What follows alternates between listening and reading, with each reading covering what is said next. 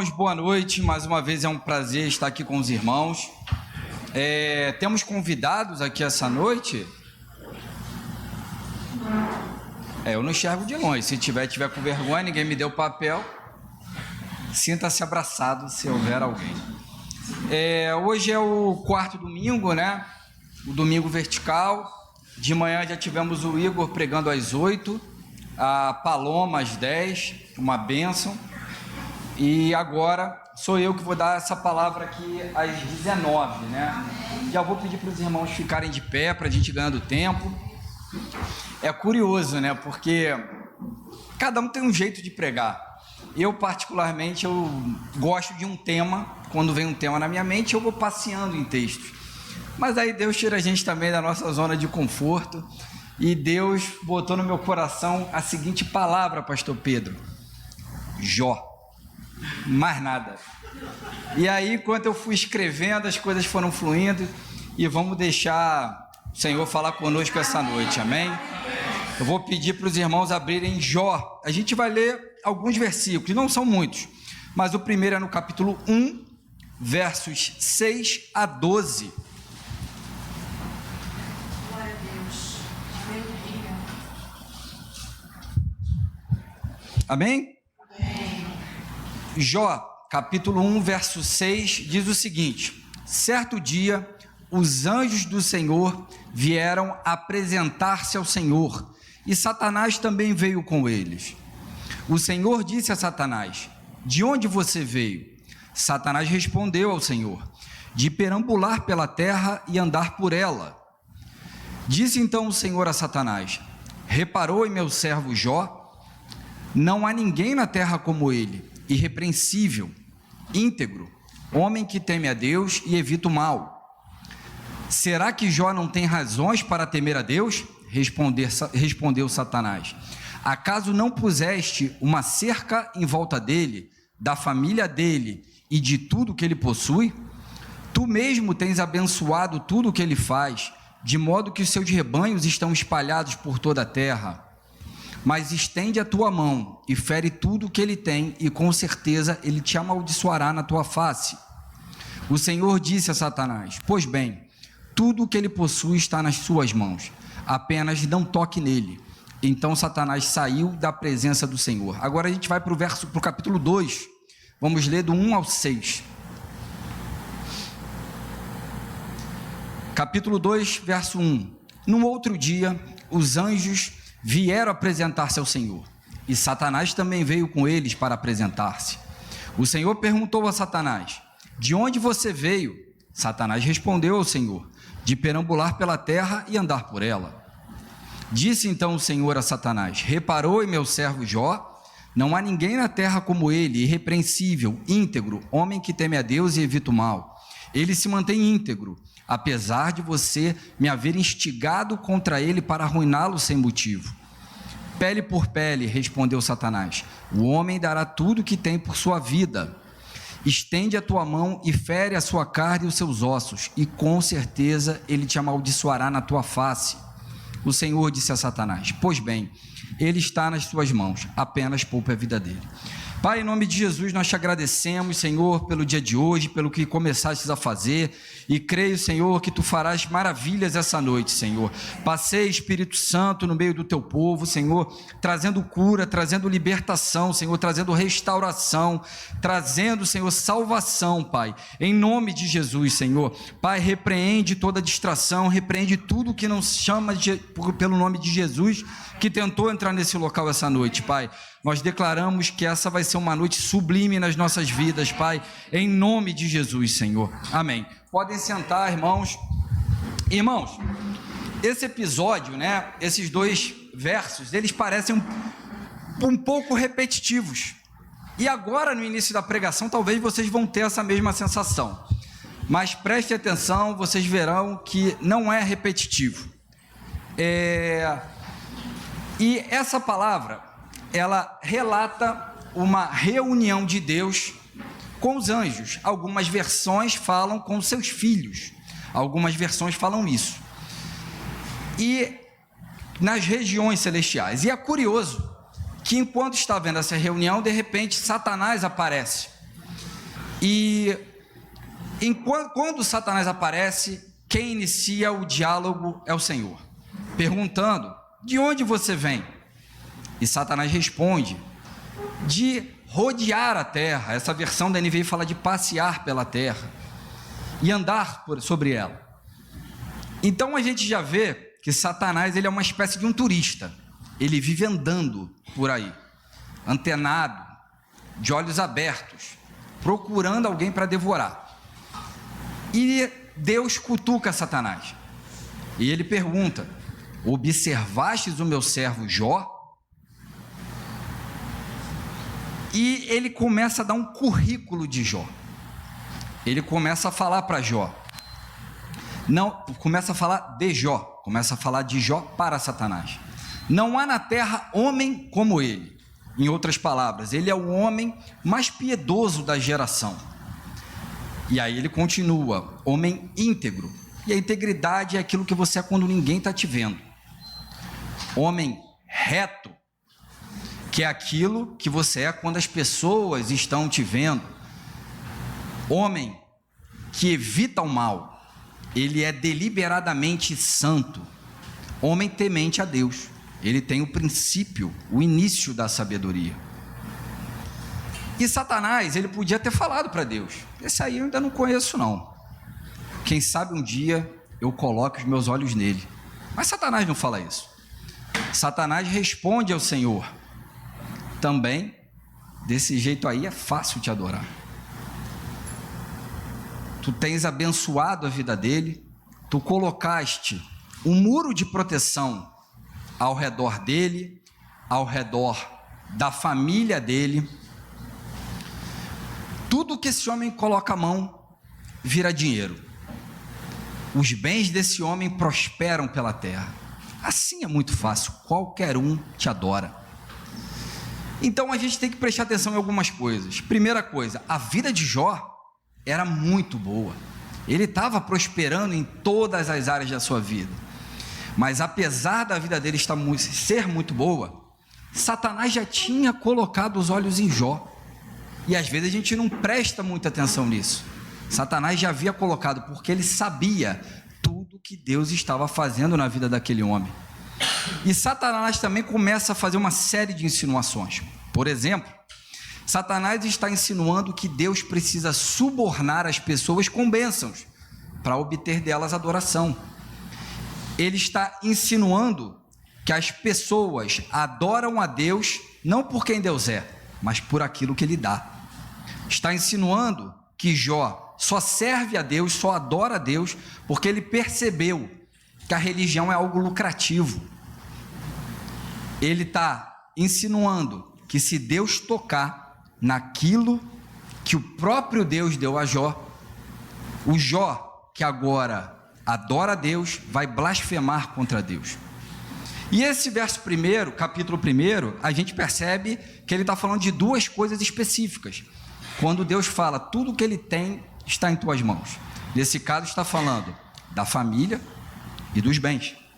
Então, Satanás cria uma teoria aqui. Que teoria é essa? Ninguém ama mais a Deus do que a sua família. E ninguém ama mais a Deus do que ao dinheiro. E sem que Jó se desse conta, Satanás o constitui seu advogado. Profissão abençoada, tá vendo, irmãos?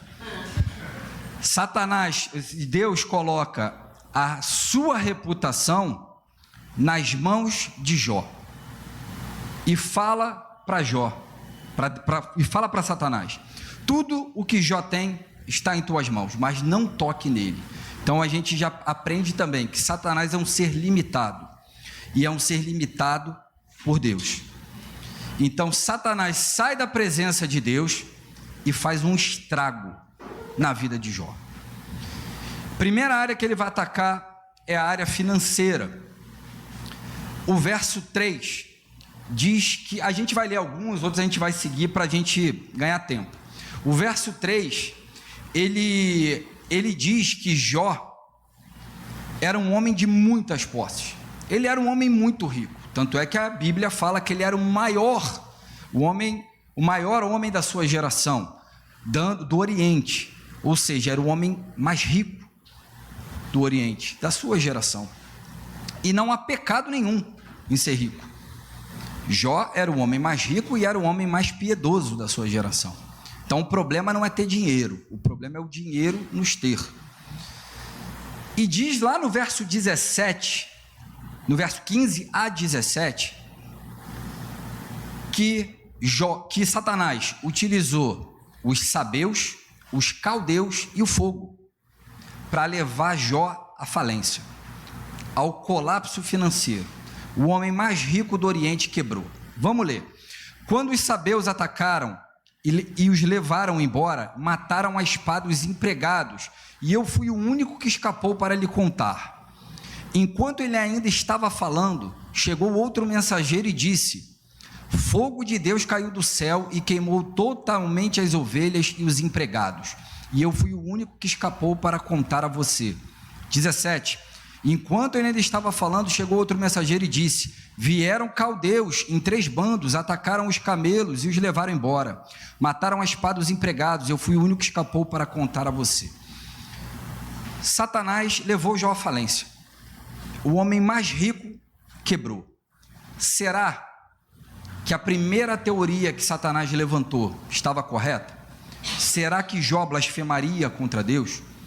Será que de fato ninguém ama mais a Deus do que ao dinheiro? A resposta está no verso 21.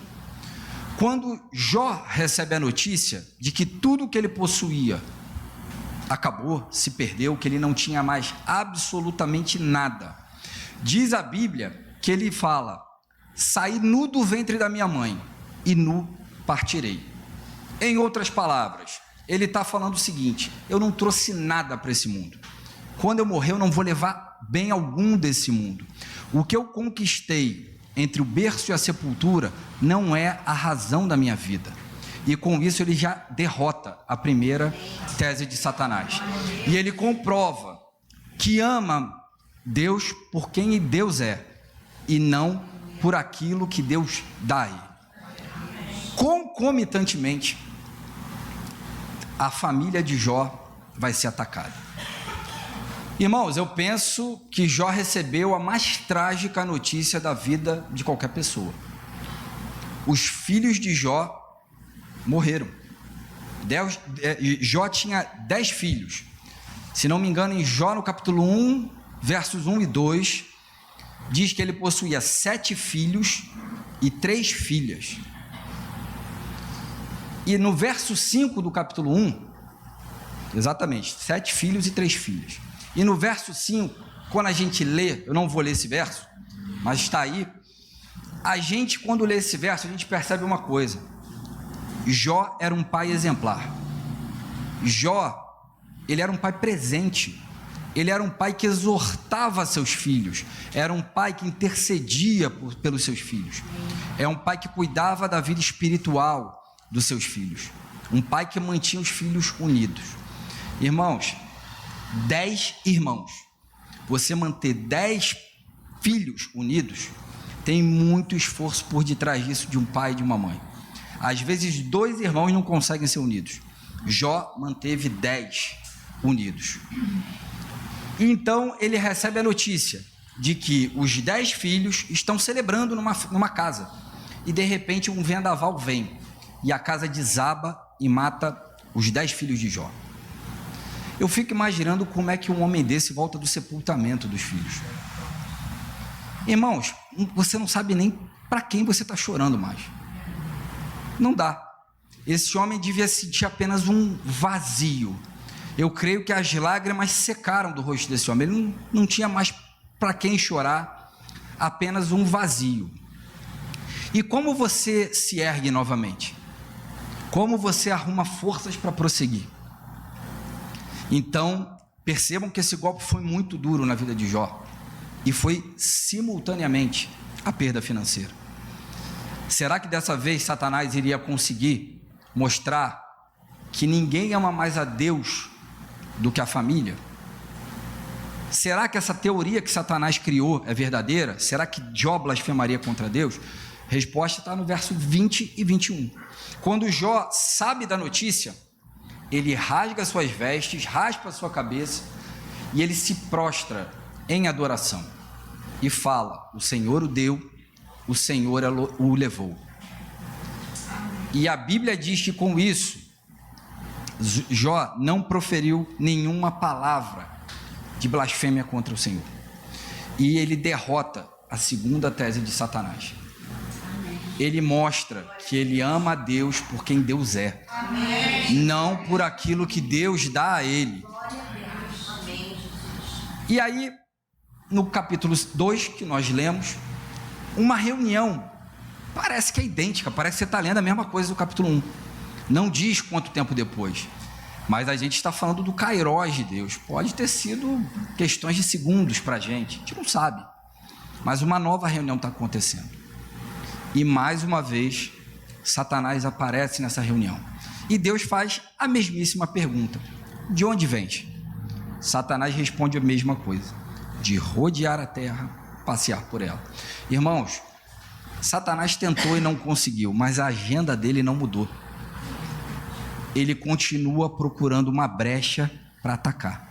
Ele continua procurando algo que ele possa acusar e ter autoridade sobre a vida daquela pessoa. E aí, o Senhor cutuca de novo. O senso de humor de Deus é maravilhoso, porque ele cutuca de novo: observaste o meu servo Jó? Eu fico imaginando a entonação. E aí, Satanás viu de novo Jó? E o que ele faz? Ele de novo dá o currículo de Jó, sem mudar uma vírgula do que ele havia dito anteriormente. Ele fala: não há na terra com homem como ele, homem íntegro, reto, que se desvia do mal, temente a Deus.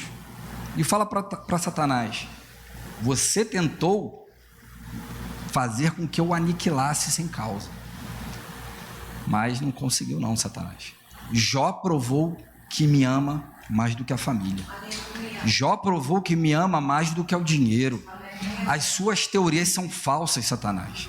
Você é mentiroso. E aí Satanás tenta uma terceira coisa, veio com outro papo furado. Coloca, por favor, no verso 4, se não me engano, do capítulo 2. Ele fala: pele por pele. Um homem dará tudo o que tem por sua vida. 5. Estende a sua mão e fere a sua carne e os seus ossos, e com certeza ele amaldiçoará na tua face. Qual é a nova teoria de Satanás? Ninguém ama mais a Deus do que a si próprio. Essa é a nova teoria de Satanás. E Deus fala para Satanás: você pode tocar nele, mas você não pode matá-lo. Mais uma vez, Satanás está limitado para agir por Deus. E Satanás sai da presença do Senhor e toca em Jó.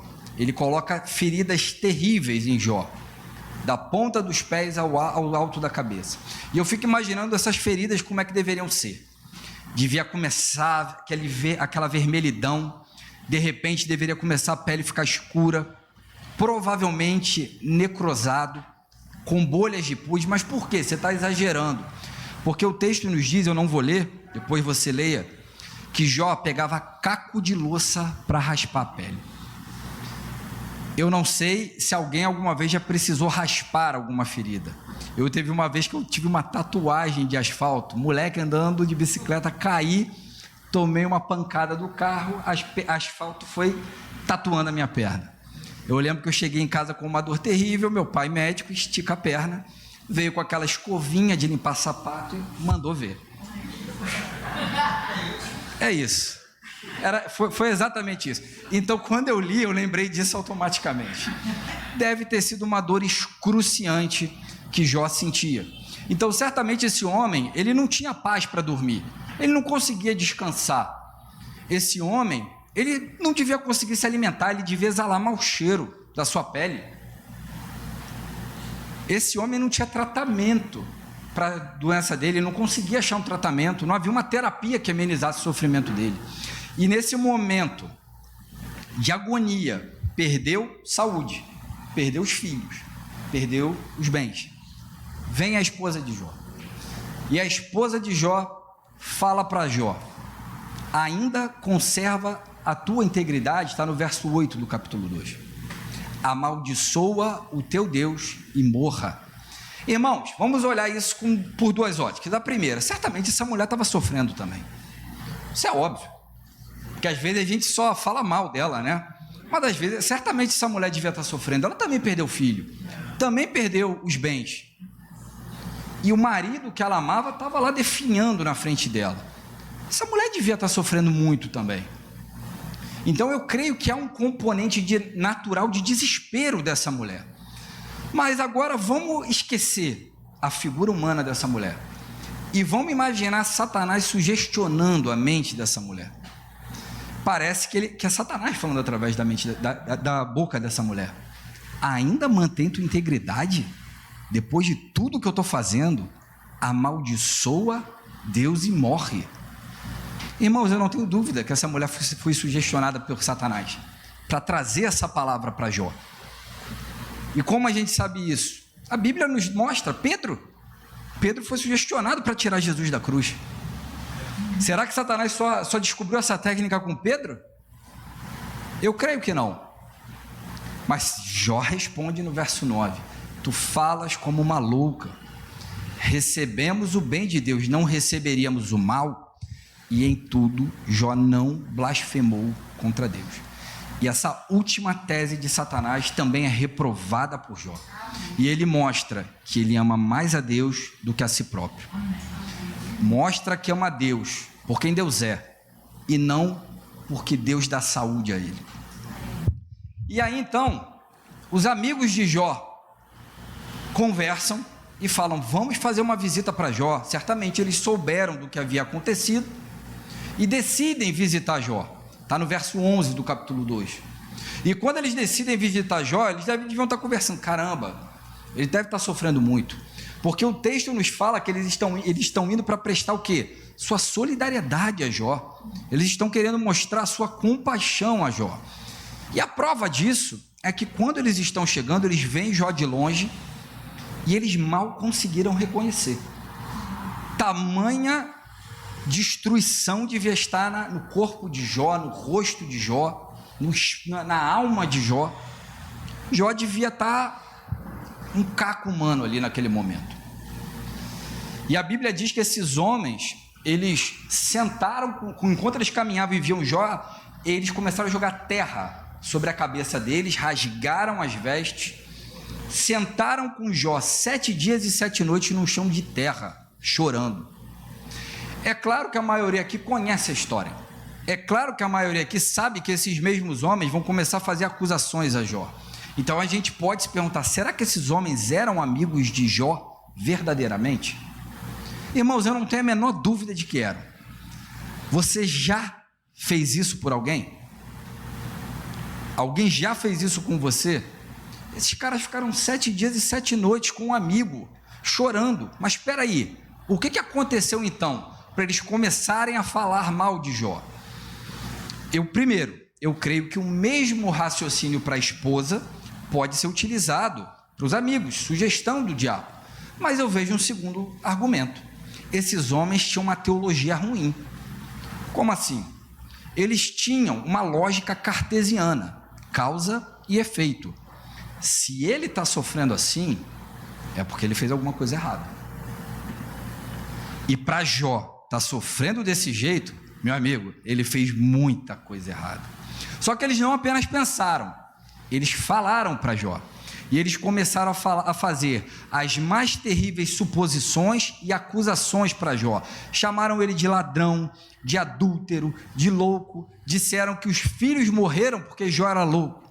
Disseram que Jó perdeu tudo porque ele roubava os órfãos e as viúvas. Eles passaram o trator em cima de Jó, massacraram Jó. E o que Jó fez? Irmãos, a mesma coisa que a gente faria. Jó começou a questionar Deus. E Jó faz 16 perguntas a Deus, todas começando com por quê? Exemplo: por que eu estou sofrendo tanto? Por que meu sofrimento não acaba? Por que eu não morri no ventre da minha mãe? Por que eu não morri antes de nascer? Por que houve seios para me amamentarem? Por que eu não morro de vez? E além disso, Jó levantou 34 reclamações contra Deus. Sabe qual foi a resposta de Jó, de Deus, para as 16 perguntas de Jó e para as 34 reclamações de Jó? Deus não respondeu absolutamente nada. Um total e sepulcral silêncio. E, irmãos, e pior do que tu está sofrendo é você não saber o motivo disso. E se vocês observarem, Jó foi atacado nas 4 áreas mais importantes da vida de qualquer pessoa. Ele foi atacado na área da família, que a gente pode dividir em 2, os filhos. Não é natural o filho furar fila. Não é natural um pai enterrar um filho. Isso não é natural. Ele foi atacado no casamento, no momento que ele mais precisava da esposa. Ela se rebela contra Jó, contra Deus, e fala: morre, homem, morre logo. Ele foi atacado na área das amizades. Os amigos que foram com o intuito de consolar Jó, de ser bálsamo para Jó, eles se tornam vinagre para Jó. Eles começam a fazer as mais terríveis acusações. Ele foi atacado na área da saúde. Irmãos, isso é gravíssimo. Sem saúde a gente não consegue fazer nada. Jó era uma carcaça ambulante. Jó devia exalar mau cheiro. E algo curioso, né? Porque quando vem a saúde na nossa mente, é impossível a gente não lembrar da pandemia. E acho que a pandemia comprovou que a doença, ela nivela as pessoas, né? Que nessa pandemia, o que a gente viu, os homens mais ricos morrerem igual os mais pobres. Os homens mais crentes e piedosos morrendo igual ateu. Os mais inteligentes morrendo igual os analfabetos.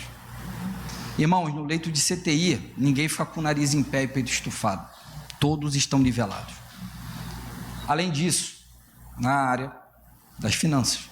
Irmão, quem está acostumado a viver no aperto, quando precisa apertar mais, claro que é muito difícil, claro que dói, mas consegue se virar.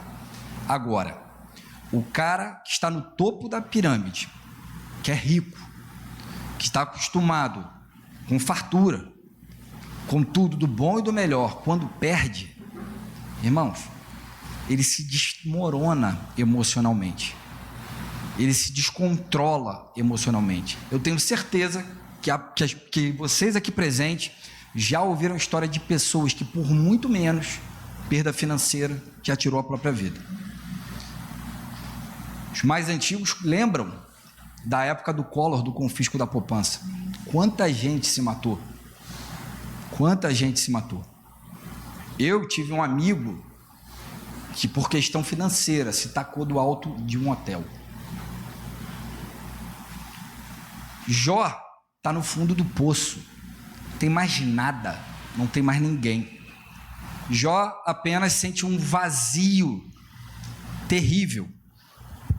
Para onde esse homem pede ajuda? Talvez vocês aqui, alguém na live, possa estar no fundo do poço em alguma dessas áreas. Talvez em mais de uma, talvez em todas. Só que a exemplo de Jó, quando você chega no fundo do poço, só tem um local para você olhar, para cima, para o alto, para os céus. E é nesse momento que Jó está lá no fundo do poço, em total desespero, em um total vazio, sem ter o que recorrer, é que ele dá um grito. Coloca em 19:25, por favor. Ele dá um grito e ele fala: eu sei que o meu Redentor vive e que no fim se levantará sobre a terra. 26.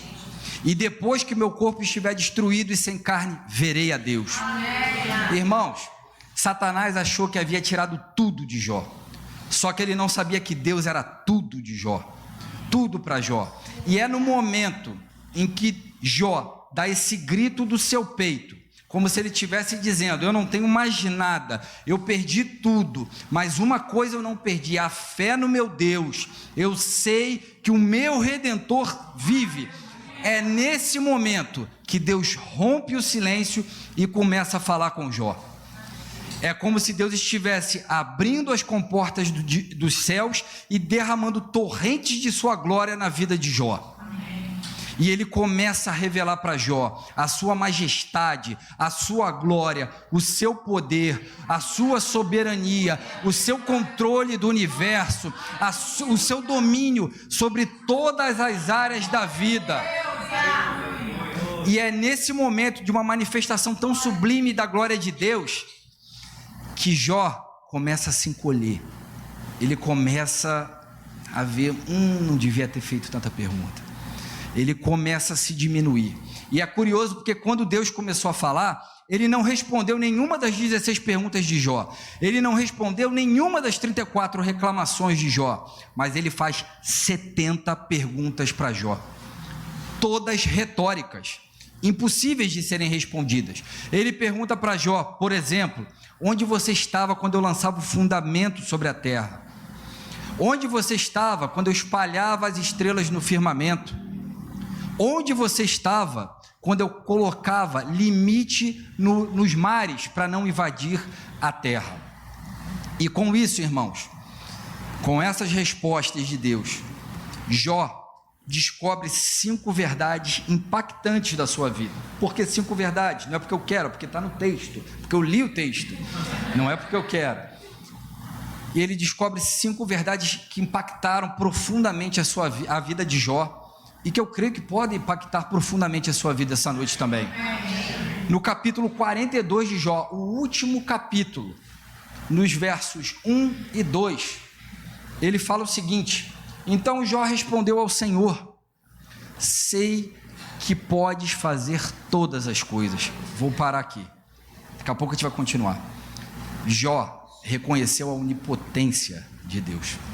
Eu sei que você pode fazer todas as coisas. Irmãos, nós temos dificuldades intransponíveis a coisas que nós não temos como fazer.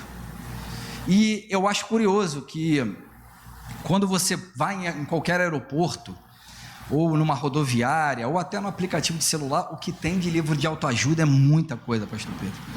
É muita coisa. Livro de autoajuda dizendo: você é forte, você pode todas as coisas, basta querer. Você é um gigante, tem um gigante adormecido em você. Se você fizer cócegas, ele vai se levantar e vai conquistar tudo o que você desejar.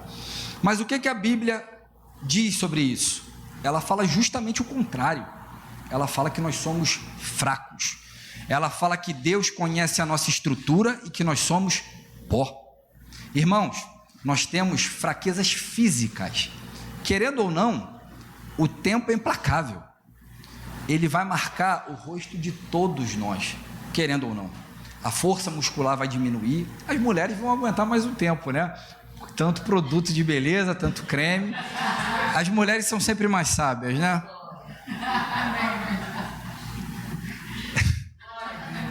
Glória a Deus. Os joelhos com o tempo não vão ter a mesma firmeza, as pernas não terão. Isso é um fato. Nós temos fraquezas emocionais. Quantas vezes você sozinho na sua casa, em algum momento você não estava chorando, orando, falando com Deus: eu não aguento mais essa situação, não dá mais para mim. Nós temos fraquezas morais. Irmãos, às vezes nós chegamos na presença de Deus com sinceridade, com o coração aberto mesmo, dizendo: Senhor, eu não quero mais errar nisso. Passa um tempo, a gente está errando na mesma coisa. Nós temos fraquezas espirituais, nós somos contraditórios. O apóstolo Paulo falou: o bem que eu quero fazer eu não faço, mas o mal que eu não quero, esse eu acabo cometendo. Irmãos, nós somos fracos, mas glória a Deus que o nosso Deus tudo pode. Ele é onipotente. Irmãos, para o nosso Deus não tem causa perdida, para o nosso Deus não tem vida irrecuperável, não tem pessoa irrecuperável, para o nosso Deus não há casamento que não possa ser restaurado, para o nosso Deus, irmãos, não há famílias que não possam ser restauradas.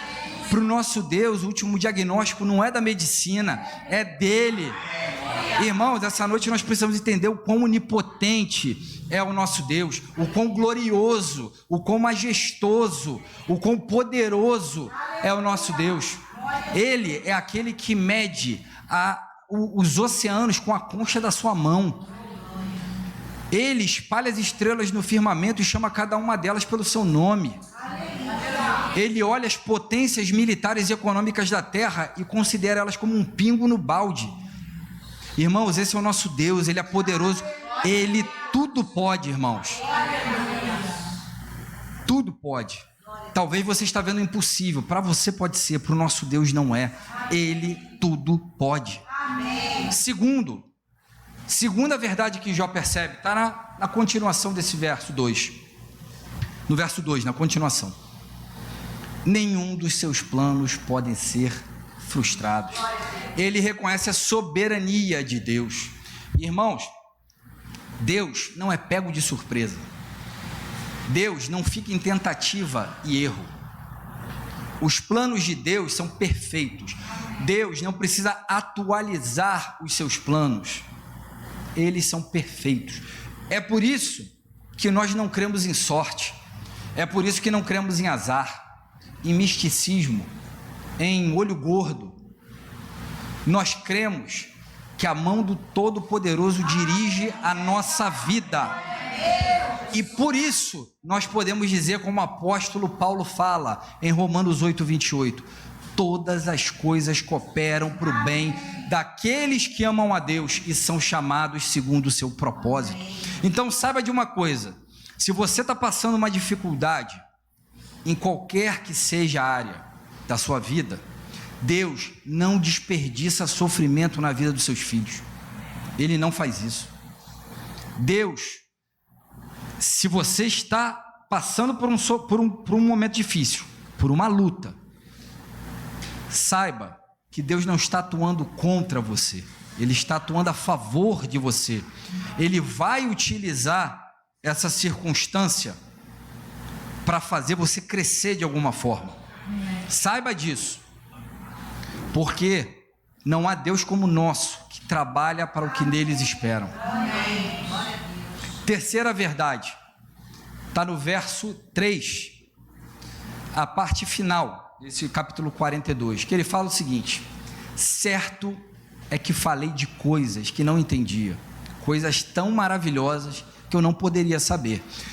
Talvez que quem nunca leu o livro inteiro de Jó possa não entender muito bem essa fala de Jó. E eu te aconselho, leia o livro de Jó, são 42 capítulos. Se você ler 6 capítulos por dia, em uma semana você mata. É um livro maravilhoso. Obviamente o final, né? Porque o processo é complicado. E é maravilhoso para a gente, não para Jó, né? É muito duro para Jó. E é engraçado que se você leu o livro inteiro, você vai perceber que Jó fez 3 coisas. Uma, Jó pergunta a Deus.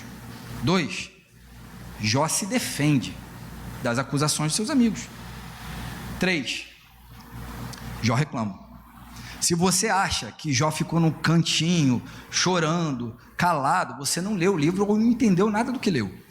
Ele falou, e muitas vezes nós fazemos isso nos momentos de dificuldade. Nós podemos até começar mais calado, mas chega uma hora que a gente não aguenta mais e fala, mas só que depois que Deus se manifestou a Jó, quando ele mostrou sua majestade, sua glória, seu poder, domínio sobre todas as coisas, sua soberania, Jó fala: quanta coisa eu disse sem saber, quanta coisa eu falei que eu não tinha a menor ideia do que eu estava falando.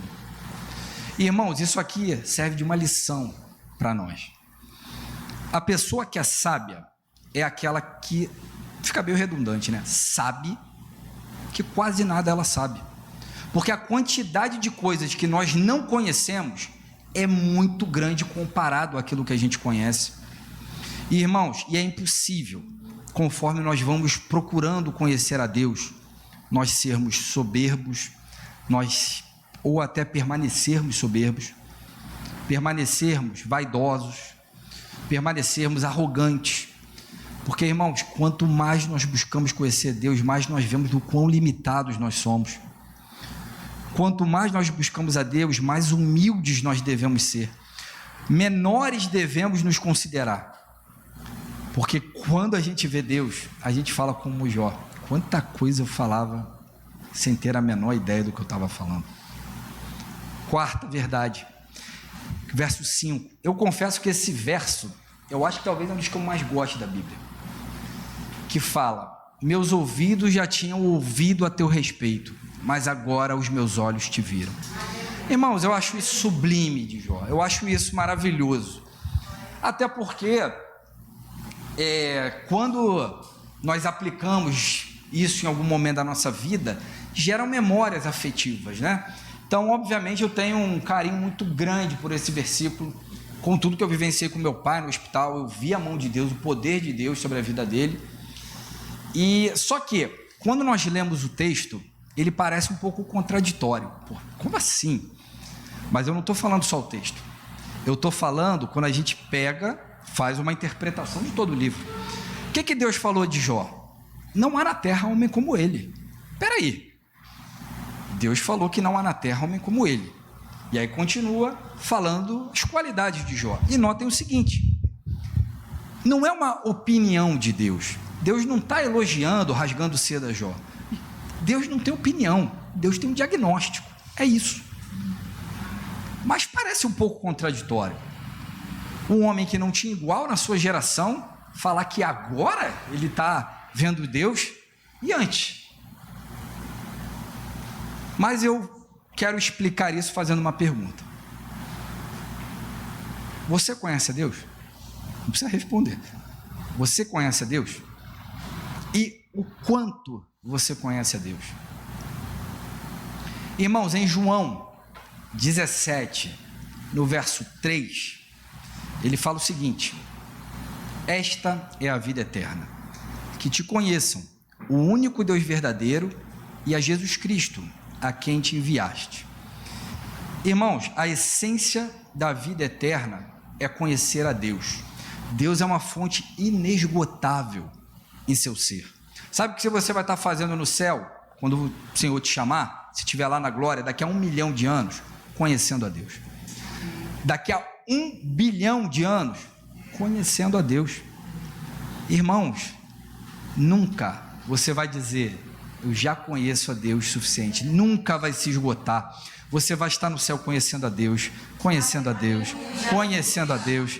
Você vai estar lá louvando a Deus, adorando a Deus, amando a Deus, servindo a Deus. Nunca vai haver um momento que você vai falar: agora eu já conheci tudo de Deus. Deus é inesgotável. É por isso que agora a gente consegue compreender melhor o que o profeta Oséias falou lá no capítulo 6, no verso 3. Conheçamos e prossigamos em conhecer o Senhor. Ou o que Jó está falando aqui, o que Jó está falando em outras palavras é o seguinte: eu estava só arranhando a superfície, há mais, há muito mais, há infinitamente mais. Louvado seja o Senhor. Quinta verdade, verso 6. Verso 6 fala o seguinte: por isso menosprezo a mim mesmo e me arrependo no pó e na cinza. Outro argumento que não combina. Outro argumento que não combina com o currículo dado por Deus. Mas, irmãos, notem uma coisa: as pessoas que mais choram e confessam seus pecados são aquelas que buscam andar mais próximo de Deus. Porque quem está longe de Deus não tem consciência do seu pecado. Ele está cego, ele está surdo, ele festeja a sua loucura, ele celebra aquilo que ele faz, porque eles vivem numa escuridão, então eles não conseguem ver a sujeira do pecado. Agora, quando você se converte a Cristo, você sai do reino das trevas e é transportado para o reino do Filho do seu amor. Você passa a fazer parte dos filhos de Deus, co-herdeiros com Cristo. Qualquer manchinha você já vai ver, porque agora você está na luz, e a luz ela vai te mostrar isso. E por quê? Porque você está na presença daquele que é santo, santo, santo. E é por isso que quando a gente está na presença do Senhor, não dá para falar diferente do que falou o profeta Isaías: ai de mim, estou perdido. Ou como Jó está falando: por isso eu menosprezo, me abomino no pó e na cinza. Ou como Pedro: afasta-se de mim que sou um pecador. E eu acho maravilhoso nos textos, porque Satanás tenta atacar, ataca, Jó permanece firme com o Senhor, em tudo isso que a gente falou até agora. De repente, aquele brado do peito, Deus se revela, da maneira de Deus, sem responder nada a Jó, apenas mostrando o seu poder a Jó. E aí, de repente, Deus, na sua infinita bondade e misericórdia, Ele mostra a Jó a chave da restauração. A chave que a gente pode chamar chave hermenêutica, que a gente interpreta, da restauração. Verso 10. O que diz o verso 10? Depois que Jó orou por seus amigos, o Senhor o tornou novamente próspero e lhe deu em dobro tudo o que tinha antes. Vamos lá, como assim? Eu tenho certeza, não vou nem perguntar que isso é retórico, mas eu tenho certeza que todo mundo aqui, em algum momento da sua vida, alguém já falou mal de você. Com certeza. E a pergunta é: o que você sentiu quando alguém falou mal de você? Você deve ter ficado irritado, chateado, triste, magoado. Você pode ter querido se defender, você pode ter reclamado. Você teve certamente um sentimento de autodefesa, de autojustiça. Então, o que Deus faz com Jó é mais ou menos assim. É como se ele pegasse Jó e falasse assim: Jó, você quer ser restaurado?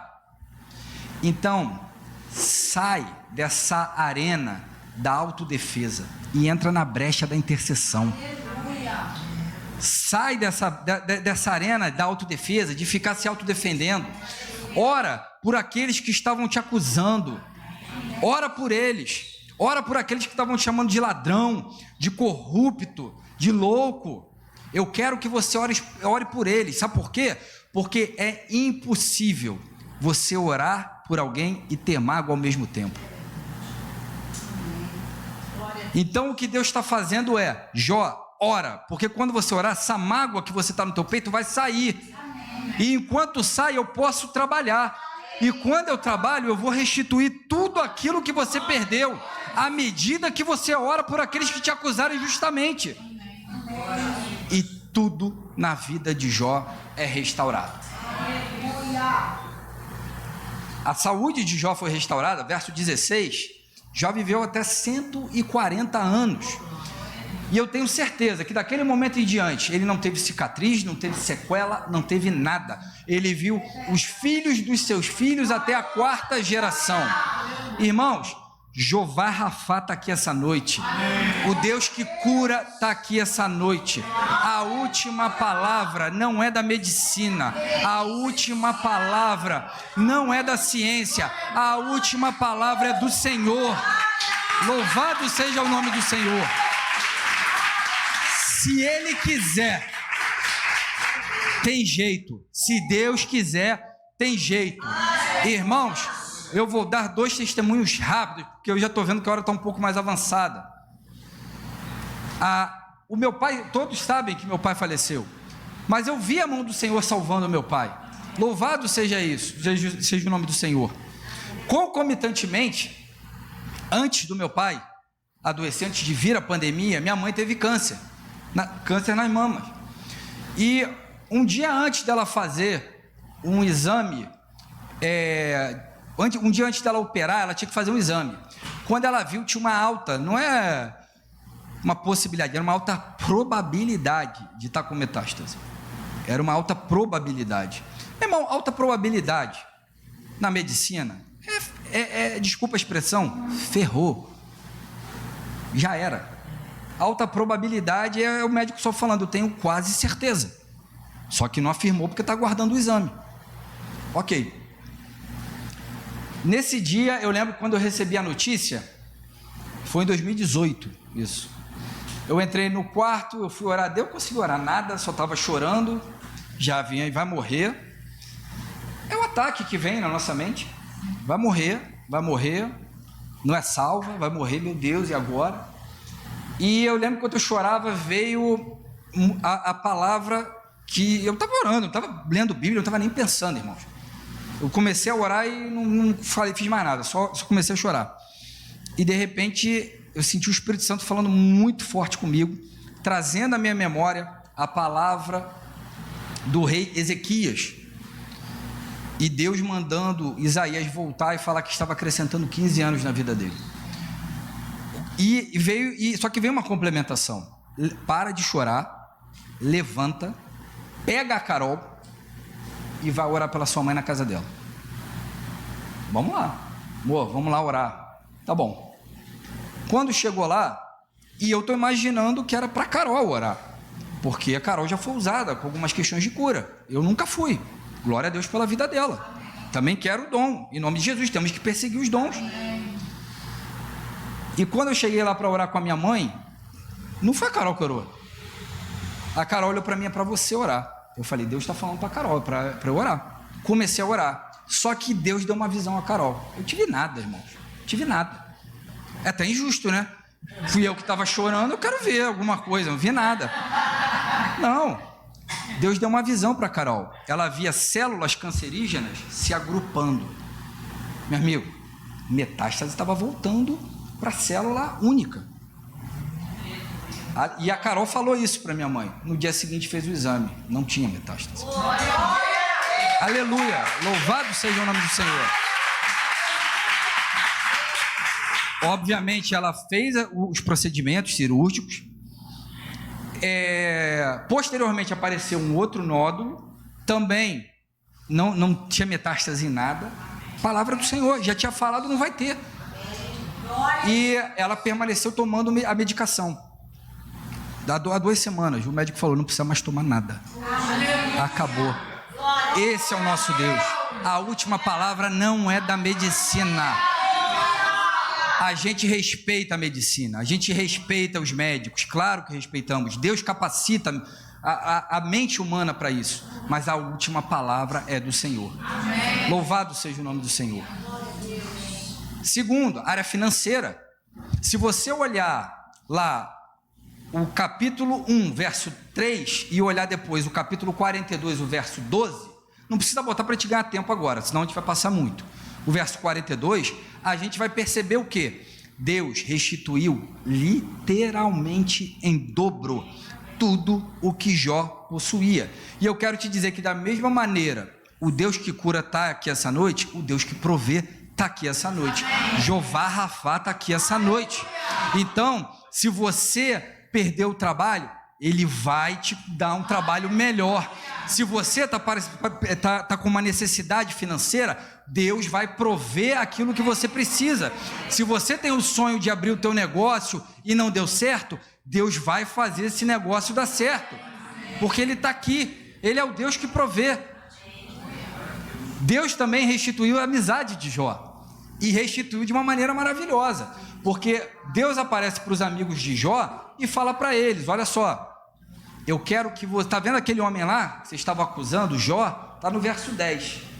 Eu quero que vocês saiam de onde vocês estão e vocês peçam para que ele ore por vocês, porque ele é mais justo do que vocês.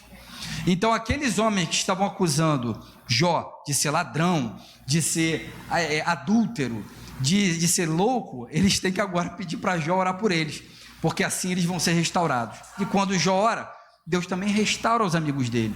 Misericórdia de Deus. Ele ainda fala: olha, eu não vou nem atribuir a vocês o que vocês merecem. Misericórdia de Deus. Mas sabe o que eu vejo na vida de Jó? Deus está honrando Jó. Aqueles homens que acusaram Jó agora precisam ir lá pedir oração a Jó. Então, irmãos, se às vezes você sabe que alguém está falando mal de você e você não tem como resolver, irmãos, busca andar com Deus. Vai andar com Deus, porque Deus cuida da tua reputação, Deus defende você. Vai andar com Deus, não perde teu tempo com isso. Tenta resolver, não deu, vai buscar Deus, deixa isso para lá, segue. Quarto, o casamento de Jó. E aqui eu acho maravilhoso, pastor Pedro, porque a Bíblia não fala nada do casamento de Jó. Peraí, você não fala nada, então eu estou inventando. Mas vamos pensar, Jó teve mais filhos. Ele viu os filhos dos seus filhos até a 4ª geração. A Bíblia não diz que Jó casou de novo. A Bíblia não diz isso. Até porque se tivesse casado, estaria aqui constando. Então isso mostra o quê? Que o casamento de Jó foi restaurado. E isso, irmãos, vamos pensar com a cabeça de hoje. No momento que Jó estava na pior fase da sua vida, sem saúde, sem bens, sem os filhos. A mulher de Jó vira: morre, homem, morre logo. Aí agora Jó deu a volta por cima. O que Jó falaria para ela? Morre, mulher, morre logo. Irmãos, hoje em dia falariam isso, irmãos.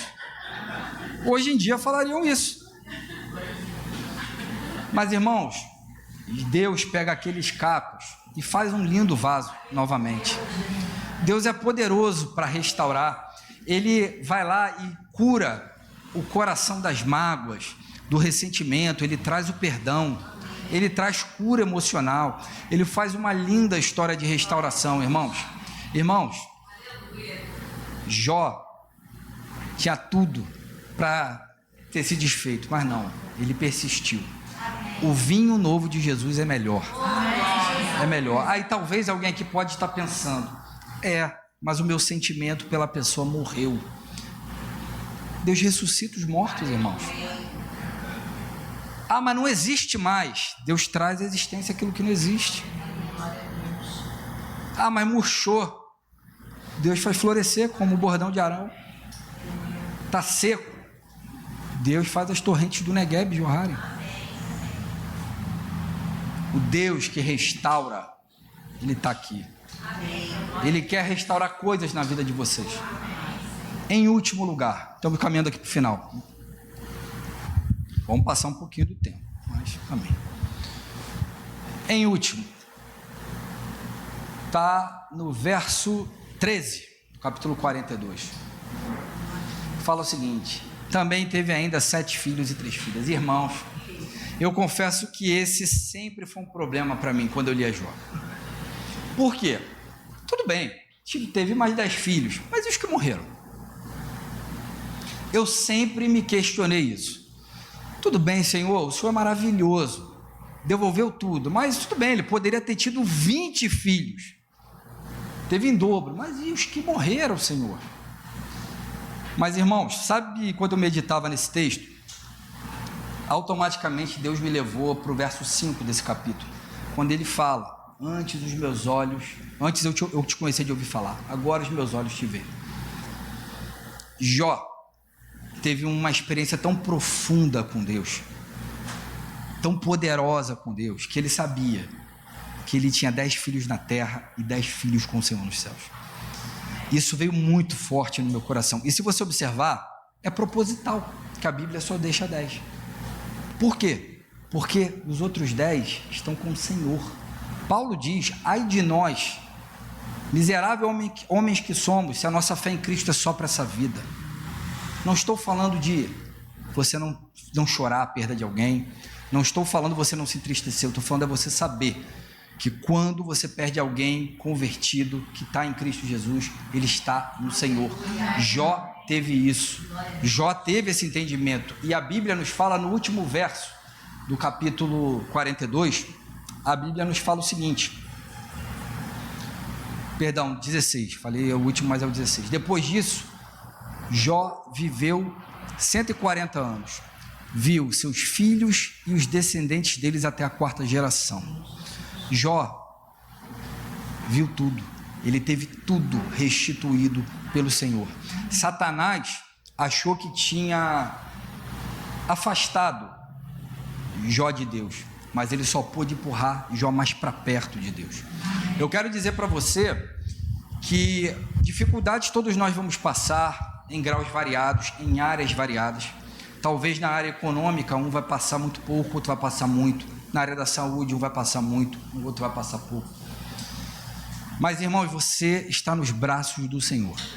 A palavra nos diz lá em João que ninguém pode arrebatar a gente dos braços do Senhor. Mas Deus não te obriga a ficar nessa posição. E se quando os ataques vierem, você sair dos braços do Senhor, você vai se colocar numa posição de vulnerabilidade. Irmãos, permaneçam no Senhor, independentemente das lutas que vocês forem passar, porque o Senhor vai estar com vocês nas lutas, e no final, tudo aquilo que você julgou perder, vai ser restituído em dobro. Vou pedir para a igreja ficar de pé, por favor.